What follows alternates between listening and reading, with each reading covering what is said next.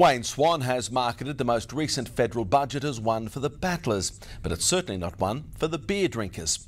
In the government's rush to produce a surplus, tax hikes on beer have largely gone under the radar, but the price of a pot is set to rise. The federal government has forecast a budget surplus of $1.5 billion, and to help them get there, the nation's publicans and therefore the beer drinkers are expected to contribute nearly $2.2 billion of tax revenue in the next year. Every 6 months, our kegs go up by a minimum of about $5 each. A couple of years we might be able to celebrate that the price of beer's doubled in the last 15 years. Beer has one of the highest rates of taxation. The average taxation in a standard stubby of beer is about half the cost of that price.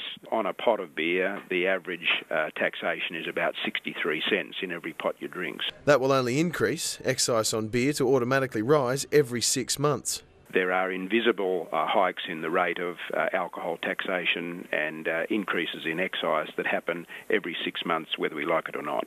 Overall, an extra $75 million pouring into government coffers this year alone. To put that number into perspective, that's enough money to buy a round of pots for everyone in Australia.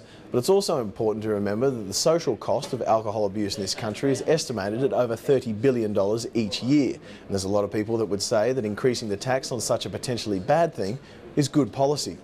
I believe that by increasing the price of alcohol, that's got to have a reduction. Even if, we can argue about the details of that, but I believe it's got to have a reduction in the... Lincoln Humphreys, Win News.